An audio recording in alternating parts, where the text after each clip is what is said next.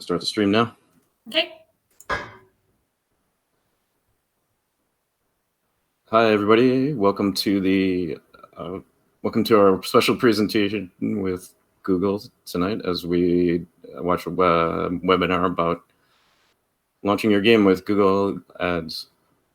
Tonight we have Ashley Black, the head of Google App Gaming from the Americas from Google, joining us to give the presentation and answer your questions. You want to give yourself a brief introduction, Ashley? Yeah, I think you summed it up there. I lead our Americas app gaming team. We primarily are supporting some of the larger North American mobile developers for their games and any of the efforts that they have in user acquisition using our ads product. So you'll hear me talk quite a bit about some best practices and some tips on how to get started doing user acquisition specifically with Google Ads. Excellent. Yeah, looking forward to it. So we'll watch the talk now and then take questions afterwards. And you can also post your questions during the talk in our chat, and we'll get to those as well. That's good.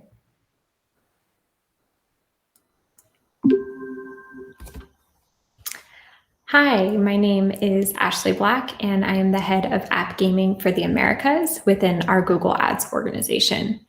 And today I will be talking to you about launching your game with Google Ads. Before we get started, I think it's really important that we just have a good understanding of the gaming life cycle for any game and understand what phases we'll be talking about specifically today. So this is a typical chart that you would see for a mobile game life cycle. It varies by genre, but today we'll just be looking at it for one, and wanted to walk you through what we typically see across a mobile game life cycle. So at the beginning, this is what we would typically see of a soft launch phase, where we might have low install volume because you're just initially testing and maybe you're only running in a few select markets.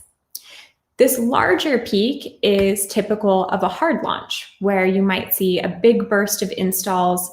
Obviously, you're having a lot more traction in a lot more markets, and therefore we see higher install volumes at this phase. And then throughout the course of the game's life cycle, we start to see a gradual tapering off as the game continues to mature. And but for today's purposes, we'll mostly be focused on these first two phases at the soft and hard launch phase, which is what I'll be spending my time talking about with you today. With that said, I do want to make sure that before we get started, we have a quick overview of Google App Campaigns, as it's the primary product that we'll be talking about today in relation to launching your game with Google. So first, just as a quick review, if you're not familiar, Google App Campaigns is powered by machine learning. It's actually Google's first advertising product that's fully machine learning based. And I'll talk a little bit more about what that actually means, but this also makes things for quite a simple introduction to advertising with Google if you're not familiar. So it's a pretty seamless setup from the start. It takes about 3 minutes. It's fairly simple to manage, and the intention is that it's very effective and efficient at driving the results that you're looking for. If you're familiar with marketing on different channels or even using some of Google's other products, not app campaigns, you'll probably notice that there's a big difference in the way that app campaigns targets audiences versus maybe the traditional way of what you've done. And so in the past, we used to use these like proxies, these ideas of who your audience is or who you know them to be. And maybe that's based on their age and gender. Maybe you know what sort of devices you want to target or what sort of categories you want your ads to show up on. So it's a very manual process. And it requires a lot of insights for you to know exactly who your user base is. App campaigns sort of changes the way that advertisers approach marketing. So instead of knowing and having to input all of those details, it actually uses far more signals to inform its system and be able to go and find these potential users for you. So now we may be able to leverage things like in-app purchase history, or what videos a user may have watched, or what other types of apps they have on their device. And all of these different signals are the way that App Campaigns is able to go out and effectively serve your ad to try and reach the right audience. Now, once we've established who that audience is, it's a matter of making sure that we can find them in the right place. And with App Campaigns, you're able to serve your ads on a variety of different channels. So properties like on the Play Store, serving your ads, on Google.com, the search listings, YouTube, the mobile web, and then also serving ads within apps are all available seamlessly through App Campaigns for Android and for iOS. So now that we have a decent understanding of App Campaigns, a very simplistic understanding of App Campaigns, I want to dive a little bit more into the soft launch phase for your game. So some people may be asking, why should I soft launch my game at all? I have a good understanding of it. Why go this step versus just moving into a hard launch? Well, the soft launch phase can provide a lot of valuable metrics and data points for you to really be able to make tweaks to your game and be able to iterate on it moving forward. So it gives you the opportunity to collect player feedback, really understand the game performance and the mechanics. A big piece of doing a soft launch test is to understand different retention and monetization metrics. So how are people staying in your game, retaining in your game? And then how are people purchasing in your game if in-app purchases is your primary monetization metric, or how many ad impressions are they seeing if you're more of an ad-funded game? And all of these things are meant to inform your global launch. And so it's just to help you prepare and make sure that you have better footing when you move into that stage later on. Another big function of the soft launch phase is to be able to test different marketing channels. So while we're mostly talking about, or only talking about Google today, there's also the opportunity to test different marketing channels and be able to compare and see which ones are the best fit for you, and then decide on your marketing budgets moving forward. So on the stages of the soft launch phase, it can range in terms of the period of time that you would do this testing. So it can range anywhere from as short as maybe a couple weeks up to as long as 6 months. And in the first beginning stages, you might want to do some more of the technical testing. So really to understand server capacity and things of that nature. And then as you progress throughout this phase, you can begin testing things like retention and monetization, as we mentioned on the last slide. So now I'm going to dive in a bit more specifically to Google Ads and some recommendations on how to really set your campaigns up for success at the soft launch phase when using our product. So the first thing is to really make sure you understand what markets you want to test in, so where you want to soft launch. And so typically what we see is that developers will begin testing in markets that are similar to the larger market that they ultimately want to expand into. So testing in Australia and New Zealand in soft launch before going into a US global launch. The next thing that you may want to do is determine your bid strategy. So really having a good understanding of, is your intention to drive a large number of installs? Or are you trying to drive a specific type of player? And therefore you would use in-app actions as the type of bid strategy. If you are using an in-app actions bid strategy, it's really important to make sure that during the soft launch test that you're beginning to test early actions to determine and validate the lifetime value or the return on ad spend, which I'll refer to as ROAS moving forward. So can you have a strong correlation with a certain action in your app that leads to positive ROAS or a positive lifetime value? So if somebody completes level 5 or higher, as an example, does that have a strong correlation to ROAS? And this is in the soft launch phase that you're able to determine what those correlations are.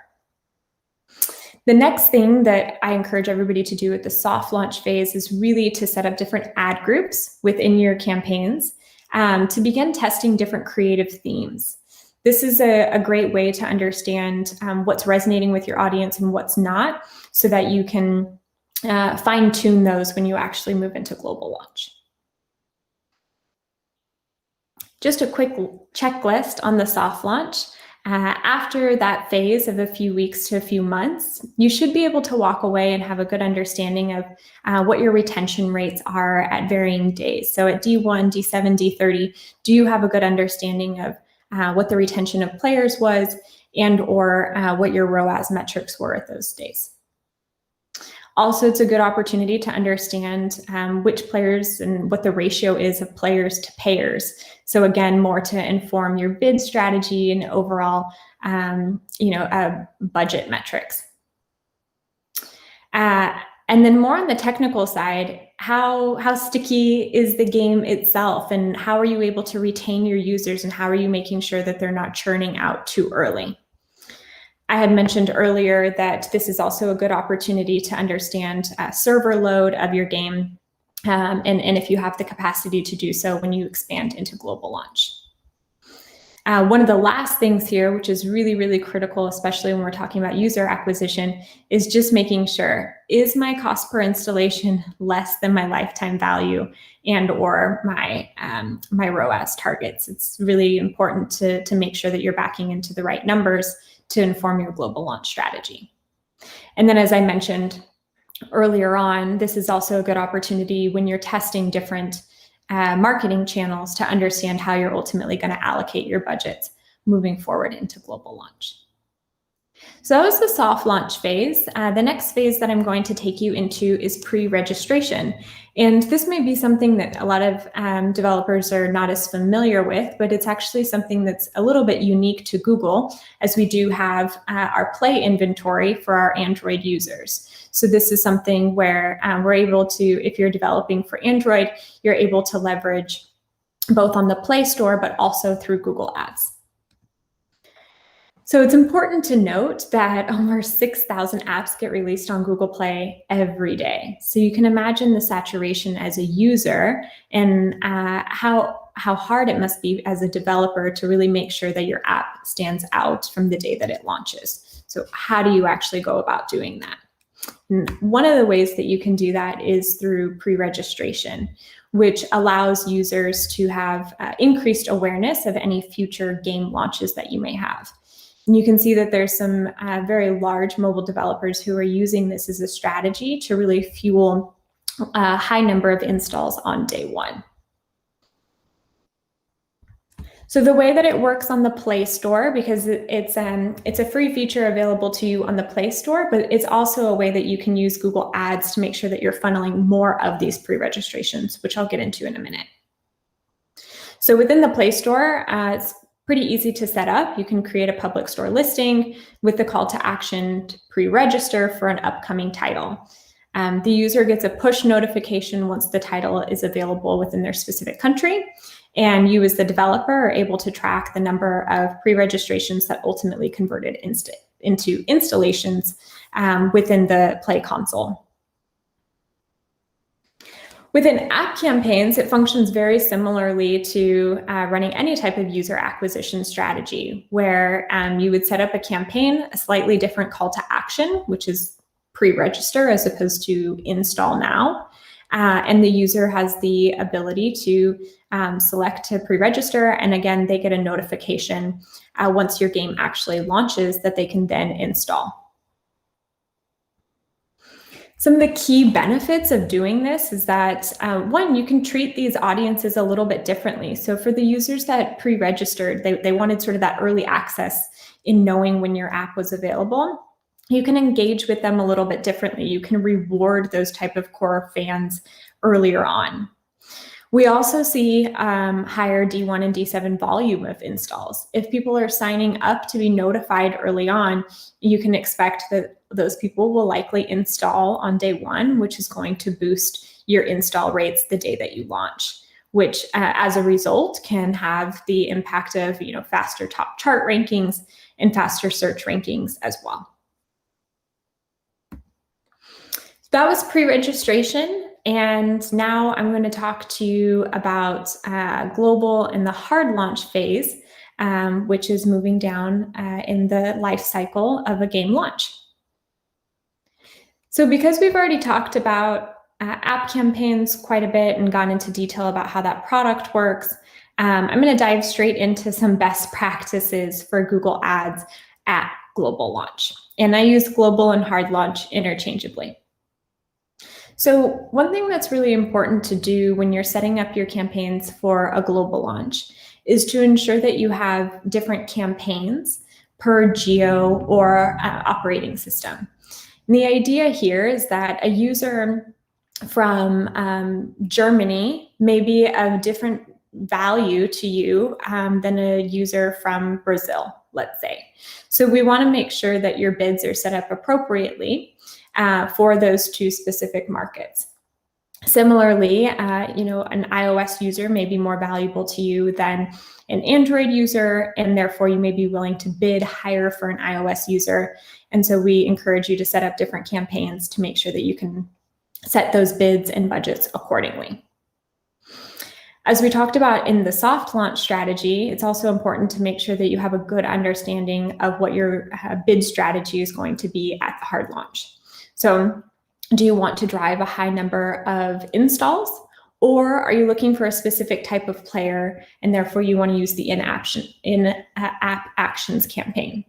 Keep in mind, you can do these in phases. So maybe at hard launch, you're trying to drive a high number of installs at the beginning, but then you want to hone in on specific types of players, and therefore you want to switch to CPA bidding.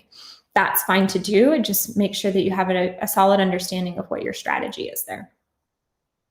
The next piece is understanding what your bid is going to be. So how much are you willing to pay per installer or in-app action campaign or in-app action? So this ties back to my earlier point on campaigns. It's really important that you understand what value these users represent to you so that you're able to set an appropriate bid.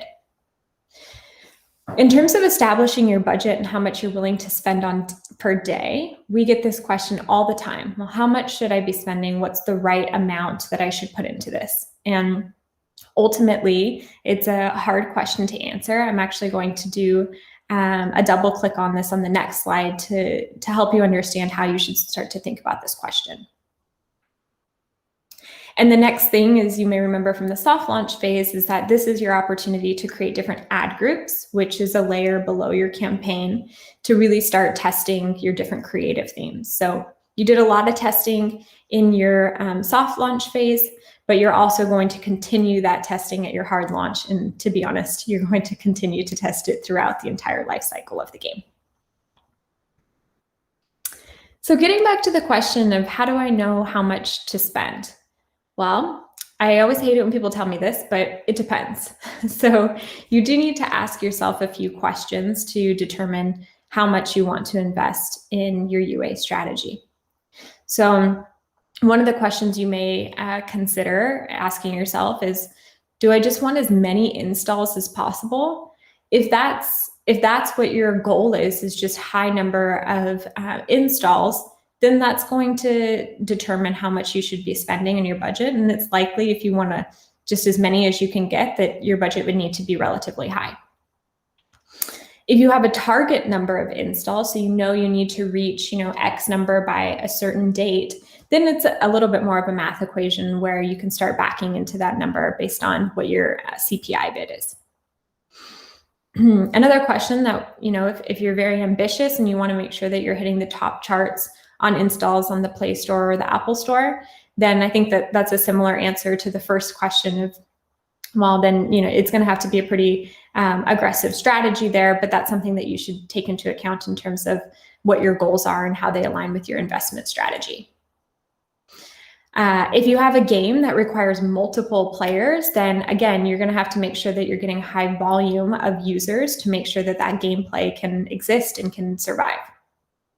If you have a specific revenue target that you need to hit, then similar to the target number of installs, it becomes a little bit more of a math equation in knowing how much you're willing to pay for these users, and therefore how much total you need to spend and the number of users you need to acquire. So that's, I know it's not always helpful in determining how much to spend, but really making sure that you're asking yourself the right questions to ultimately figure out how much you're willing to spend within any given market and also per OS.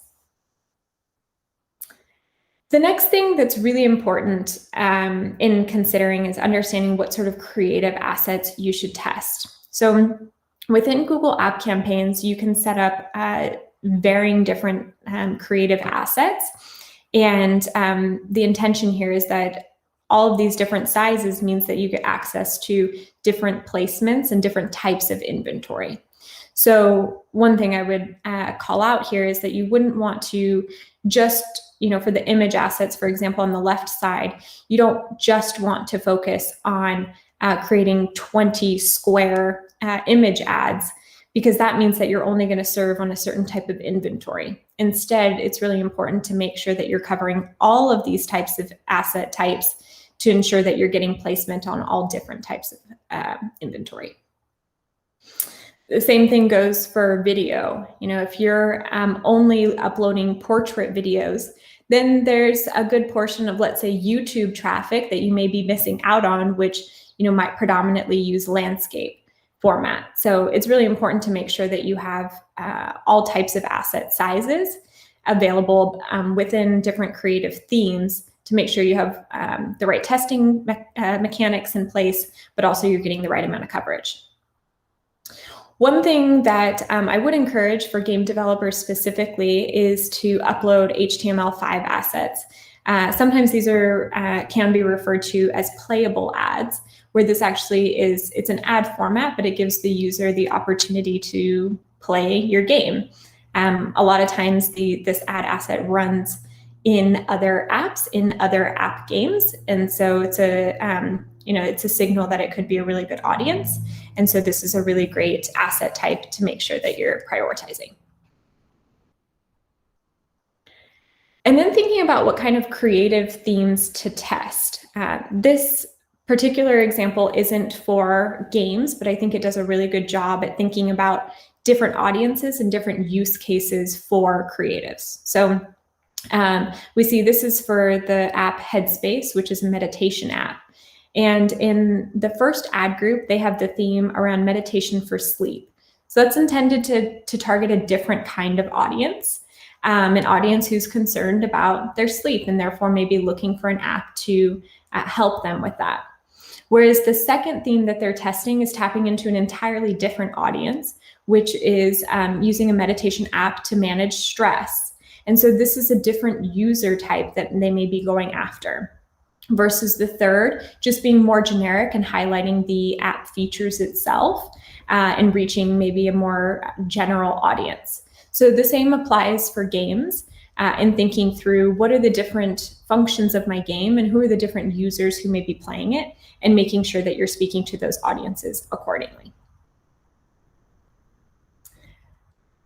To close things out, just leaving you with some other tidbits in terms of what else should I know when launching app campaigns with Google.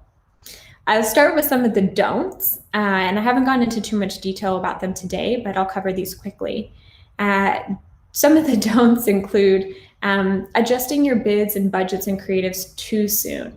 To touch on what I mentioned earlier, app campaigns is run via machine learning. And so the machine needs time to learn. And if you're constantly making adjustments on your bids or switching out your creatives, then there's really not enough time for the machine to understand what works. And so we just say, give it some time. That time can vary, but you don't want to be too finicky in terms of how often you're making changes within your campaigns. On the same thread, you want to make sure that when you are making adjustments to your bids and budgets, that you're really careful about not making big swings more than 20% in either direction per day. Same logic applies. The machine needs time to learn. So when you make changes beyond that percentage, it can sometimes, cause detriment to the campaigns. So we ask that it be fairly steady and gradual.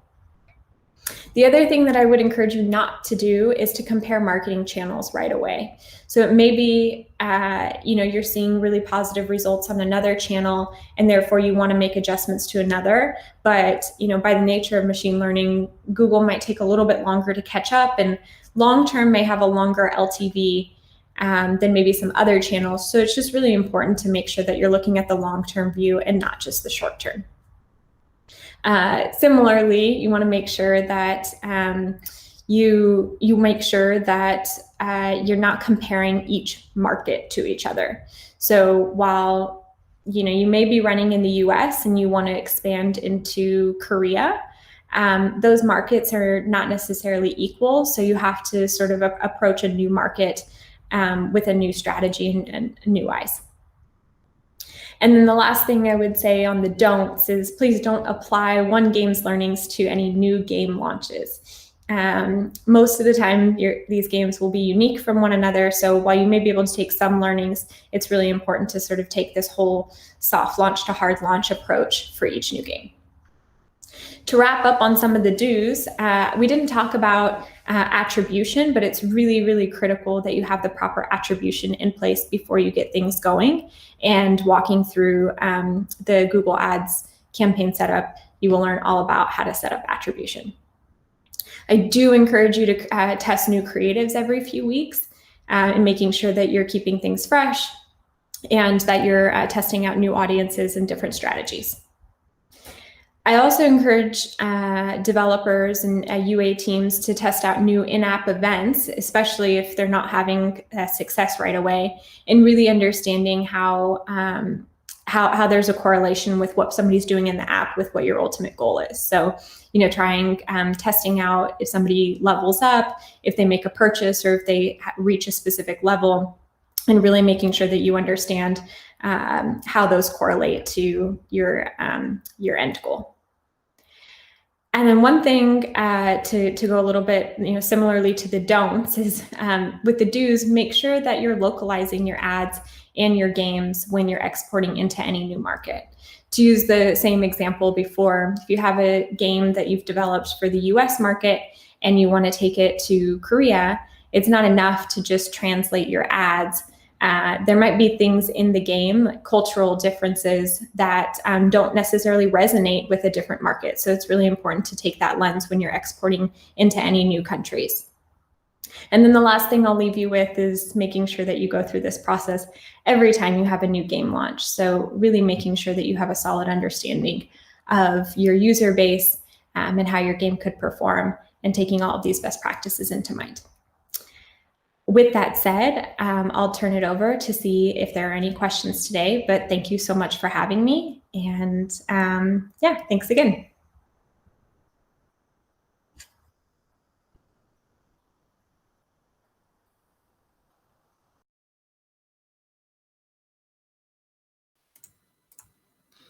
Wow. Well, thanks. That was an excellent presentation, full of great advice and insight, and I'm sure everybody watching learned something from that. I'll kick it off with a few questions of my own here, and then we'll pick up some from the chats, which I see one in there now from Tyler Designer. Is there significant differences between genres with the CPI rates? Yes, there would be. You can expect cheaper installs for shorter lifespan games, like a hyper casual game. Whereas if you have a game that players are likely to stick around for months or years, and some of the more like hardcore games, you would expect more expensive installs. Thanks. How about, what's your recommendation on using an agency, media buying or creative, versus developers trying to do user acquisition themselves? Yeah, I think this is, it ends up being a personal or a business decision for any developer out there. But, I think if you feel confident in, testing multiple network. So for example, if you're going to do Facebook and Google and a handful of others, those are the two dominant ones, then I think that it could benefit you to use an agency. But if you're going to be starting off small and maybe testing one or two platforms to start, certainly you can do it yourself. I do think that a big aspect, as I touched on a lot in the presentation, was around creative. And so I think really making sure that you feel comfortable with the creative that you're putting forward. And if not, looking into a creative agency to produce some high quality creatives for you. It's good to know. So what impact do you foresee Apple's iOS 14 changes, like the deprecation of IDFAs, playing with user acquisition? This is everybody's question, I think, for the past year or so. And I don't think anybody's surprised that it's going to be a major impact on how people do user acquisition today. So, we're especially expecting there to be a lot of implications for re-engagement. So trying to get users to come, targeting users to come back into a game. That I think it's going to be a really, really big challenge to effectively do that. I think that there's still a lot for us to learn. Google continues to be in talks with Apple to get a better understanding of what this actually means for our platform, what reporting will look like, et cetera. So there's still a lot of things up in the air, but I think right now it's going to have some major changes in the way that people think about doing user acquisition and ultimately how they attribute new users. So it's something every developer, I think, should start to, if you haven't already, really start to educate yourself on, as it's a complete change in the way that we do things today. Mm. Yeah, that's great advice. So for developers just starting to explore marketing and user acquisition, what are some of the core differences between Google's products versus others like Facebook, TikTok, et cetera? Yeah, so I think, and again, I touched on this, while a lot of these, a lot of other companies like Facebook are developing these machine learning models, I think one of the major differences with Google's platform is in just how automated it is. So as I touched on, we're not talking so much about knowing who your audience is, but more understanding how much a new player is worth to you and approaching it that way. And I think that that's a big difference. I can't speak specifically for TikTok, but I'm pretty sure that they have more demographic targeting. Facebook does have a similar product to ours, but they also have the older way of doing things, which is knowing who your audience is and trying to target them that way. So I think it's just a very different way of thinking about how you're going to treat each of these networks. The other thing that is important to know with Google is that things can take a long time for the algorithm to figure out who the best user is at the price point you're trying to achieve.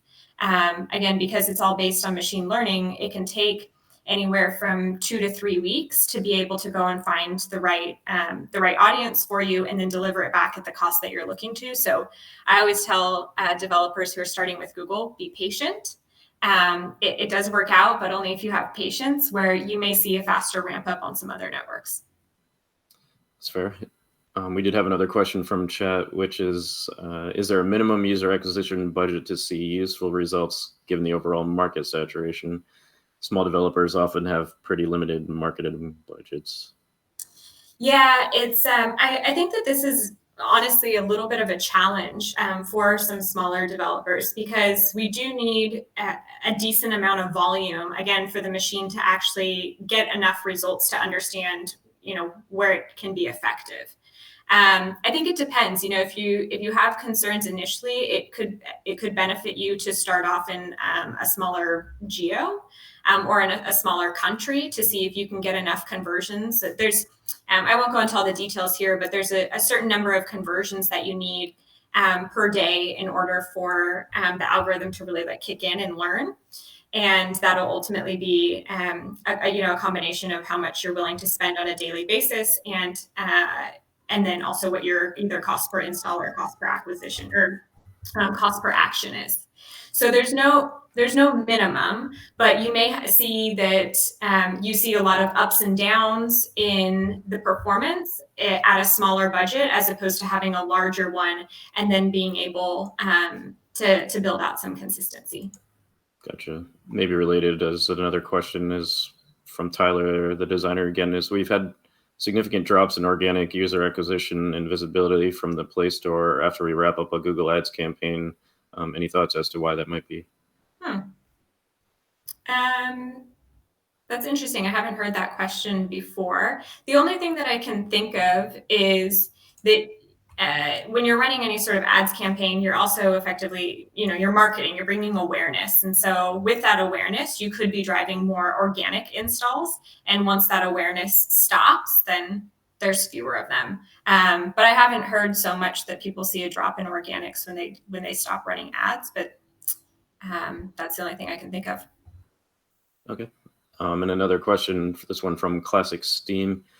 If you have a pre-built audience, let's say a Twitter following, for example, would it be beneficial to target an audience that's separate from that following, or should I try to grow that audience instead? So unfortunately, with app campaigns, you can't plug in audiences. So I know that this is really common to see on Facebook, and actually it's common to see with Google's other products, so non-app campaigns. But you can't actually upload lists of users and say, I want to go, find these specific users, or I want to exclude these users, or I want to find more of these specific users. We do have via Firebase, if you put Firebase, the SDK, into your app, there is something called automated similar audiences, which you can sort of create these types of audiences, but then the system, I misspoke. The system automatically creates these types of audiences for you. So it's going after people who look similar to purchasers, as an example, but you can't use something like, Twitter followers and target or exclude them. Thanks. So for app campaigns, are these all created automatically by the machine learning algorithms, or are there ways for developers to fine tune these? There's sort of three ways that you can fine tune things. Creative, which is probably the largest lever. The bid that you have. So as an example, let's say you have a $1 cost per install target. That you may have, if you increase it, let's say to $1.50, you may see a lot more volume and maybe gain access to more premium inventory. If, as an example, like YouTube on iOS tends to be more expensive inventory. So if you have a really limited bid, then you may be limited on how much inventory you can get on some of those other networks. And then the last piece is the budget. So creative, bids, and then budget. Like, how much are you willing to spend up to, and then how much flexibility does that give the algorithm to play with? Is there some way we can find more information about cost breakdowns for the app campaigns? Or I think if you go to like any of the Google support, just typing in like Google Ads and then app campaigns, there's a really strong breakdown of the ratios that you need in terms of CPIs, CPAs, and then budgets, and then recommendations on creatives. And I think also, Think with Google recently published an article from our YouTube team on some of our creative best practices for apps and for games specifically. That's good. So what advice do you have for smaller independent developers in terms of building enough of an audience to make it like a soft launch and pre-registration a success? I think, if we're talking about soft launch, typically what we would see is a lot of developers will test in some markets that are similar. I think I mentioned this, similar to the market that you ultimately want to launch in. So again, for developers that want to launch in the US, we would see them soft launch in Australia and New Zealand. That tends to be a pretty typical strategy. And then that way they have a general understanding of who those users are and what the return would be before moving into a larger market where it's a little bit more competitive and expensive. So test in some of these smaller markets before launching into the bigger ones to really make sure that you have a good understanding of what those players are worth to you. That's good advice. Do you have any good examples of independent developers who have used the features to make an impact on sales or installs of their games? Which features, I guess? Oh, like soft launch pre-registration is what I meant. Yeah, I think for pre-reg in particular, we have seen, I don't have the exact numbers, but we've actually seen a lot higher payer rates for users that use pre-reg versus those that don't. You build up a little bit of hype. Obviously, people who are pre-registering for your game have obviously have an interest and are likely to come back and be higher paying users than those who would come to you just downloading the app once it's fully launched. So, pre-reg 2, if you think about how many apps are launched in the Play Store in any given day, it's a very crowded space. And, depending on your genre, it can be very, very crowded. And so I think that it really benefits people to use pre-registration as a way to sort of get above the noise, because not as many developers are taking advantage of pre-reg today. And just to clarify too, there's really two ways that you can do pre-reg. You can pre-register your app on the Play Store via the Play console, so that you give people the opportunity to get early access. But then you can also run ads to that pre-registration. So one of it's free, and then the other Right. piece of it is paying for people to drive them and build up some awareness. So if you had one piece of advice for developers about to make their first game launch with Google App Campaigns and Google Ads, what would that be? Yeah, I think I've said this a few times now, like, be patient. I see too often, and too often people make adjustments really quickly. If they're not seeing results within, a day or two or even 3, then they come back and assume something's not working. Also, sort of trust the system for 2 weeks, I would say, because you may see that your CPIs start off really, really high, like maybe even higher than the target that you've set. But that's intentional. Again, the system is trying to figure out, okay, where are we finding these pockets of success? And after those 2 weeks, then you'll start to see things sort of come down. So don't react too quickly when using Google Ads. Things tend to take a little bit longer. And then the other thing, this is documented a lot on all of our resources, is not to play with things in too drastic of a way. So we usually say, if you're going to adjust your budget or your bid in any direction, you want to keep it within like the 20% adjustment range on any given day. Otherwise, if you drop it too much, then the algorithm goes back into relearning mode, and it can be sort of detrimental to you long term. Good to know. So how do we stay in touch with you or your team if people have further questions? Yeah, I think you can, like on the Google Ads website, there's a section for app campaigns, and there's a way to contact us. And so that's an easy way for us to get in touch. And then as well, you guys can find me on LinkedIn if you have any questions. Again, my name's Ashley Black. And if you want to contact me directly via LinkedIn, I'm happy to get you in touch with our teams if you have any further questions. Cool. Are there any online forums that for developers to connect with other developers maybe who are already using app campaigns or ads to launch or market their games? Yeah, there's a lot of them. I think the one that I see passed around the most it's called Mobile Dev Memo.